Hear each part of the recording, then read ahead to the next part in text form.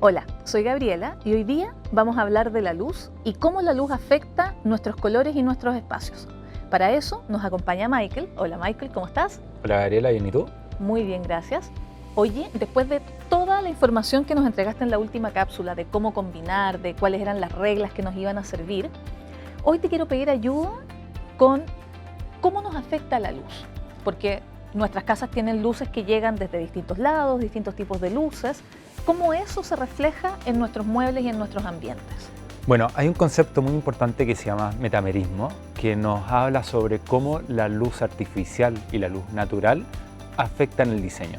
Y eso es muy importante en considerar al momento de realizar un proyecto, de hacer un mueble. ¿Dónde vamos a situar ese mueble? Claramente va a depender de cómo la luz afecta el color o el tono que tiene ese producto aplicado en ese mueble. O sea, si yo pongo mi mueble al lado de la ventana y le llega luz de sol, va a ser un color. Y si lo pongo debajo de la lámpara, probablemente va a haber una diferencia muy importante, especialmente cuando estamos hablando sobre la luz cálida y la luz fría. Entonces, para poner un ejemplo, un diseño como este, como taupe, es un color que tiene una tonalidad de beige, de grises, pero también tiene una tonalidad de rosas incorporado dentro de él. Entonces, cuando nosotros le aplicamos una luz artificial a este producto, vamos a hacer que resalten esos tonos más rosas del producto, pero cuando tenemos, por ejemplo, una luz más fría, vamos a hacer que resalten los tonos más grises dentro de este color. Entonces, incluso cuando le sacamos una foto a este mueble de día o de noche, probablemente vamos a ver que tiene un tono distinto dentro de esa misma fotografía. Michael, me quedó una pequeña duda. ¿Tú me podrías dar un ejemplo de cómo es la luz cálida, cómo la luz fría, cómo afecta en el fondo?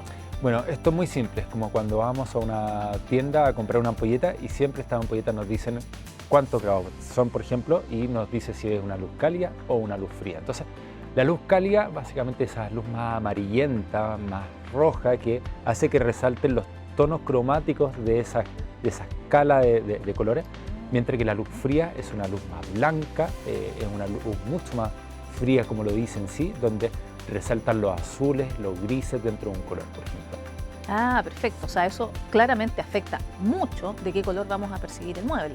Exactamente. Entonces, es muy distinto si vamos a tener el producto, por ejemplo, al lado de una ventana o si lo vamos a tener en un cuarto oscuro, por ejemplo, donde toda la luz que le llega es una luz artificial. Y ahí claramente hay distintos tonos dentro de cada diseño que son los que resaltan por sobre otros. ¿Nos podrías dar un ejemplo en combinación acá con los materiales que tú tienes? ¿Qué aspectos se relevarían si lo ponemos en una luz fría o en una luz cálida? Por supuesto, por ejemplo, cuando agarramos un color como taupe, este color tiene una combinación de grises, de beige y también de rosados, a pesar de que no se vea. Entonces, cuando lo combinamos dentro de una luz artificial cálida, probablemente lo que vamos a estar haciendo es que resalten esos tonos más rosas dentro de este color. Cuando este color lo combinamos con una luz más artificial o una luz más fría, vamos a hacer que resalten los tonos más azules o más grises dentro de este producto. Entonces, es muy interesante cómo el metamerismo se aplica no solamente a la luz artificial o a la luz natural, sino que también existe un metamerismo que implica cómo los colores van a resaltar cuando los combinamos entre sí. Entonces ahí tenemos otro ejemplo donde podríamos tener un producto como este metalizado, por ejemplo, y cuando lo combinamos con un tono cromático similar, claramente vamos a notar que entre ambos productos de cierta forma se mimetizan un poco, pero cuando este color, por ejemplo, lo combinamos con un patrón bastante más opuesto, vamos a hacer que resalten ciertos aspectos de cada diseño. En este caso vamos a lograr, por ejemplo, que claramente este tono más grafito logre resaltar sobre el blanco y claramente nos va a dar una preponderancia bastante más importante de este producto que lo que podría llegar a tenerlo con un producto como Antalya, donde acá lo que resalta pasan a ser los colores más fríos de la piedra más que el metal, por ejemplo. Qué interesante, en realidad cambia mucho cómo lo percibes. Yo tengo otra duda que quisiera que nos ayudes. Estamos hablando de colores, de luz, cómo combinan los materiales, pero ¿qué pasa con los distintos tamaños de los espacios? Porque me imagino es distinto si yo tengo un espacio de 45 metros cuadrados donde le entra luz de sol que si tengo uno de 60 metros cuadrados pero que no le llega nunca luz de sol. Exactamente, ahí existen muchas percepciones distintas, existen muchas reglas al juego y, por ejemplo, existen ciertas concepciones que no necesariamente son correctas. Por ejemplo, muchas veces hablamos que cuando un espacio es muy pequeño tenemos que evitar los colores negros porque los colores negros van a hacer que se nos achique aún más ese espacio. Y hay varias concepciones que no necesariamente son correctas porque va a depender mucho de la luz que le llegue a ese espacio. Entonces, si tenemos, por ejemplo, una cocina muy chica que no tiene luz, probablemente si utilizamos muchos productos de tonos más negros puede que se nos achique ese espacio visualmente. Sin embargo, si ese espacio chico, por ejemplo, llega a tener una luz natural con grandes ventanales, por ejemplo, podemos utilizar colores y tonos negros y ese espacio no se nos va a achicar necesariamente. Entonces es interesante cómo el color puede afectar también el espacio, abriéndolo o cerrándolo según cómo vayamos jugando con esos colores.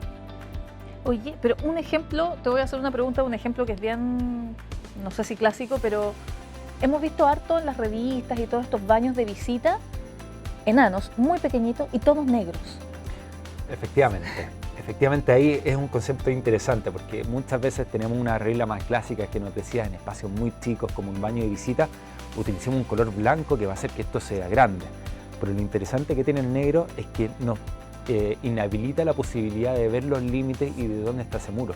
Entonces, al igual como la oscuridad, que no sabemos la profundidad de las cosas, el negro tiene ese mismo efecto, donde básicamente si lo utilizamos un espacio muy chico en todos los muros, no vamos a tener esa percepción de dónde está el límite de ese muro al haberlo pintado negro, por ejemplo. Y eso, en ciertos aspectos, nos puede permitir ampliar ese espacio visualmente y si lo acompañamos de una buena decoración, también podemos generar un efecto muy atractivo. Oye, qué interesante lo que nos comentas. Realmente, al parecer, cada vez nos quedan menos reglas para poder diseñar, para poder ambientar, y la luz parece ser el gran diferenciador dependiendo del espacio que tenemos. Exactamente, hay muchos factores que hay que revisar al momento de hacer un proyecto. No es simple, no es fácil, son muchos los factores, pero si se logramos seguir ciertas reglas, nos vamos a permitir generar claramente una propuesta mucho más atractiva.